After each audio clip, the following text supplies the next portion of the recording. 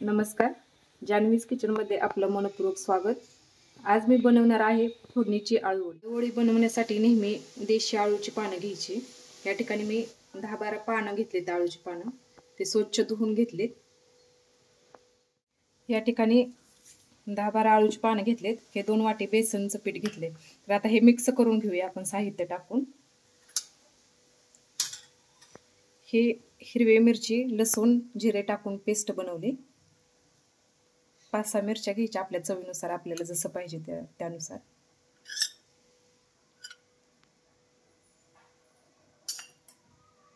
ही चिंच गुळाची चटणी बनवली मी घरी। हे 2 चमचे टाकायचे यामध्ये।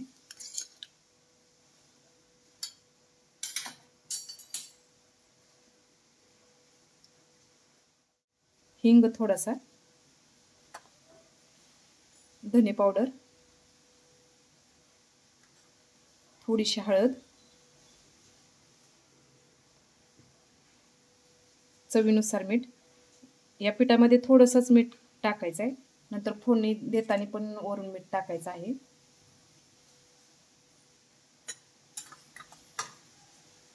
एक चमचा तीळ,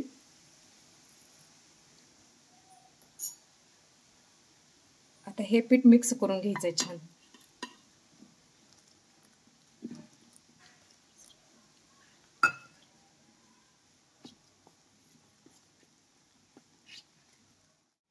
या ठिकाणी पीठ मिक्स करून झाले।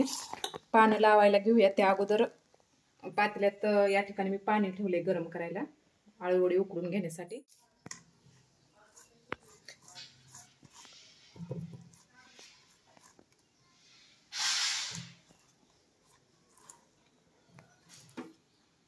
ह्याच्यावरतीच दुसरं पाणी लावायचं।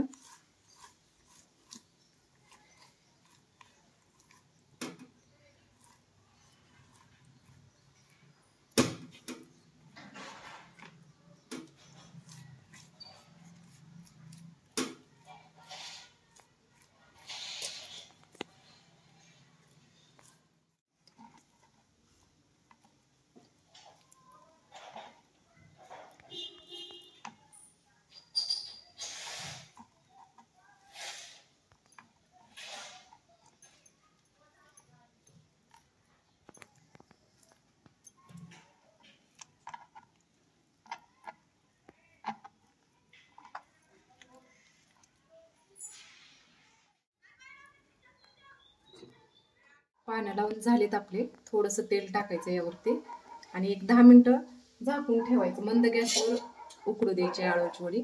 आळूवडी या ठिकाणी थंड झाली।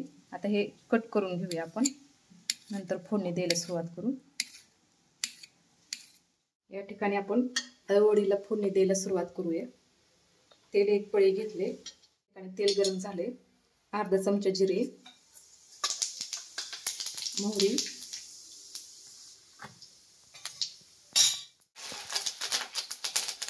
हळद, किसलेले खोबरे, थोडंसं हलकसं भाजून घ्यायचं हे खोबरं फोडणीमध्ये। अर्धी वाटी तीळ, हिंगची मुठभर। भाजून झाले साहित्य। आता यात आळूवडी टाकून घ्यायची। ही आळूवडी खूप खमंग लागते, आंबट, तिखट, गोड चवीला छान मस्त लागते। थोडीशी धने पावडर टाकून घ्यायची। काळा मसाला अर्धा चमचा,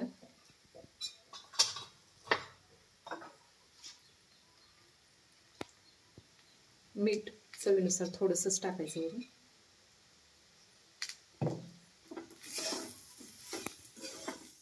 एक चमचा साखर। आता ही आळूवडी 5 मिनिटं कमी गॅसवर परतून घ्यायची। शेवटी यात थोडीशी कसुरी मेथी टाकायची। आळूवडी छान परतून झाली आपली। या ठिकाणी आपली खमंग फोडणीची आळूवडी तयार झाली आहे। दह्याबरोबर तुम्ही खाऊ शकता, खूप छान टेस्ट लागते दही आणि आळूवडी। एकदा नक्की करून बघा। आवडली तर लाईक, शेअर, कमेंट आणि सबस्क्राईब करा। थँक्यू।